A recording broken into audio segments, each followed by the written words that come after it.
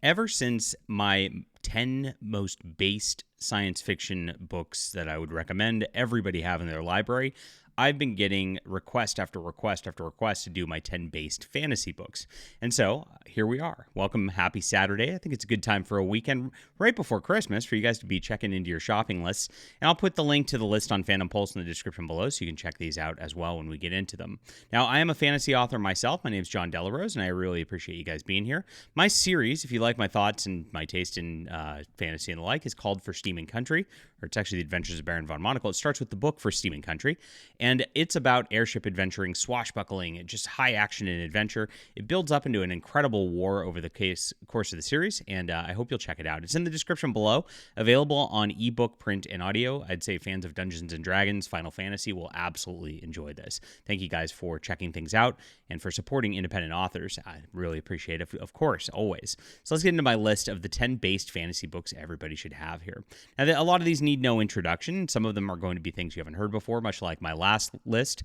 There is a smattering of different topics, and this is some pretty fun stuff. So let's start with number 10, which is The Lord of the Rings by J.R.R. Tolkien. Now, I didn't split this into books because you really should read the whole thing. It is one book, really. I mean, well, technically it's 6 books, but the way it's split, it's not really a trilogy in its full sense. It is a full story by itself, and definitely worth recommending. And I would pair The Hobbit with that and actually get that as well. It's self-explanatory as to why this is based, and self-explanatory as to why everybody should have it. It is the best fantasy ever written, hands down. Don't at me. Thank you. And if you're one of those like Tolkien was racist people, get out. I don't even want you here. All right. Next is going to be The Chronicles of Narnia by C.S. Lewis. Now, this is separate books, and they do feel like separate books, but it does build into a beautiful tapestry, much in the way that like the Bible builds into a beautiful tapestry, where Revelation really truly is a fulfillment of Genesis, right? And so he structured his fantasy series much the same way to give that kind of messaging. Now, this triggers a lot of people out there, and of course, there's a lot of Netflix adaptation crap about to go down with this that's going to ruin this. You should read these for yourself in the true form, because C.S. Lewis is a genius beyond anybody else. Absolutely unparalleled. Good stuff right here.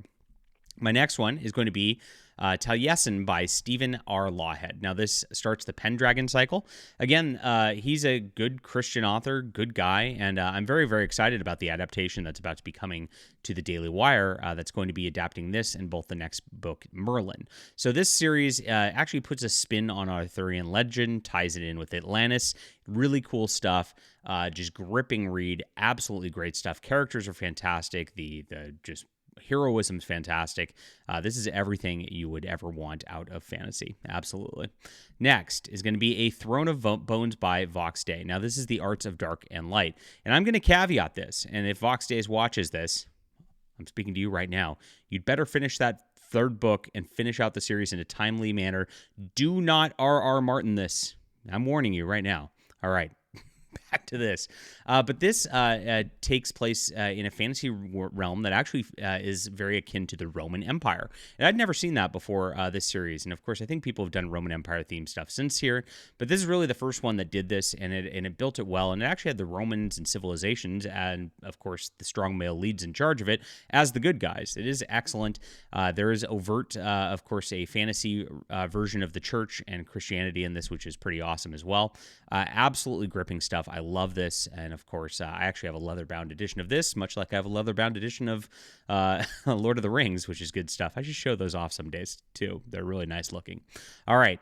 The next one is going to be The Eye of the World by Robert Jordan. Now, this is kind of an interesting spot because this has been co-opted, of course, by the SJWs, especially with the Amazon Prime nonsense, where they turned it into this like LGBTQ nonsense all the way across the board. Robert Jordan was actually a Christian man, and he built a beautiful fantasy world, and he built 3 great characters in Rand, Matt, and Perrin, of course, who were the strong male leads who were going to, of course, take over the world and change the world. And they did change the world over the course of it. Now, he did a different thing with women and, of course, changed things, and they went kind of back and forth like a yin and yang. Now, women are not, like, powerful physically in this, so they didn't do the whole, like, girl boss thing in this, even though the women do control the world, but it's frightening the way the women control the world because they're actually hunting down men who actually have magical powers And, as a man, you have to be, scared of the witch hunt. And this is kind of like modern times have ended up becoming, with like the rampant feminism in the world. And so that has to create a balance, and it's all about creating balance. It's very interesting and very based. The first 3 books are excellent, like 10 out of 10, excellent. Next 3 books are like pretty good, 8.5 out of 10. And then it just like really goes off the rails for a little bit, as almost nothing happens for like 4 books as he drags it out to infinity, it seems like. Now, I think Brandon Sanderson did close it off pretty well. It didn't feel like Robert Jordan's writing, obviously, at that point. Brandon Sanderson doesn't really have those chops, but he did actually finish off the story and actually just give it a good conclusion, which I think helps the series as well.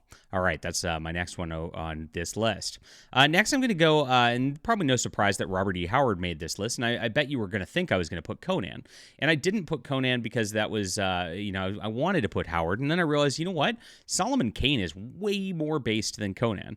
I was actually reading through some of the new comics, and then I went back and reread some of these short stories, and these collection of short stories are just amazing. It's about a Puritan guy who goes out there and just like hunts witches and demons and things like that. Very, very based, very, very cool, and I think it's better than Conan, to be honest. Don't at me again on this. It's good stuff. If you've not read it, excellent stuff.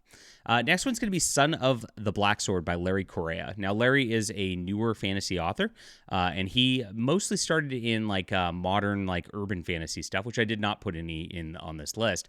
I liked this series a lot better. This is his like true fantasy, and he gives a lot of nods to the culture and the background of a RPG I used to play back in the day called Legend of the Five Rings. And if you've read those and you've read those RPG manuals, and then you get into this, you go, oh, Larry's really doing something cool with this. And I love it. I'm living for it. And this is high action-packed adventure.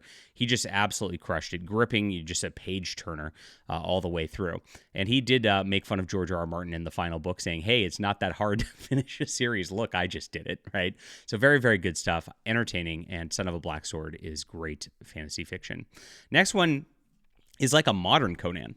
This is Howard Andrew Jones. Howard Andrew Jones, unfortunately, just died of cancer. And nice guy, wonderful writer. And he started a series, and of course, and I don't know if it was completely finished or not, or if he just had one more book going through on this, about a hero named Hanavar. It feels very Conan-esque. It starts off, with him, lying to some people, saying, hey, I can stop these like serpent, ancient entity creatures. And he actually figures out a way to make a deal with them before it starts to open up and go crazy. It's really, really good. Like I said, it's got that like just swashbuckling action adventure that I really, really love. And Howard Andrew Jones was a Republican guy. Pretty cool. So super based on that level too. This is one of those modern ones. It's like, this is, if you like, of all the modern ones, like Howard Andrew Jones, like it's a posthumous thing. So it's kind of like definitely you should check out his work and remember him by this. It's good stuff. Next is going to be The Three Hearts and Three Lions by Paul Anderson. Now, this one is actually in Appendix N D&D, back in the back of it. And Paul Anderson's mostly known as a science fiction author, and I actually had him on my base science fiction list. Like I said, he was a Republican as well, libertarian-esque guy. And he built a beautiful fantasy right here. It's a one-and-done book. I also have the leather bound to this one. And he ends up, he's a Danish engineer who's fighting Nazis in World War II and gets transported, it's an isekai kind of, to a fantasy world in this, where he becomes a legendary hero defending Christendom against the forces of chaos. It's explicitly Christian in its cosmology. The conflict between the law and chaos. Holger fights alongside paladins and saints against trolls, giants, the wild hunt. Discovering his role is to defend Christendom at a crucial moment. Really cool stuff. Excellent, and this is what created the D&D lawful good, chaotic evil, etc. alignment system. This is where they pulled it from. So very base stuff on this. So this is my choices right now. A couple, I'd say we have 3 out of 10 modern ones and a bunch of old fantasy for you to check out. That's really, really excellent. So I hope you enjoyed this list. I hope you enjoyed my thoughts on fantasy fiction. And let me know, did I miss anything, or should I have changed and done something different with one of these? I'd love to hear from you in the comment down below, and love to, of course, discover new fantasy myself, because I love doing that. Also, I am a fantasy author, like I said. I'd implore you to check out my For Steam and Country right here. This is where it all starts. It really builds up. I'm one of those, like, I slow burn the first books, and then I really expand things in the second books, and that's how I kind of build my series. I hope you'll enjoy it. Thank you guys being here and checking out the books, and we will be back soon.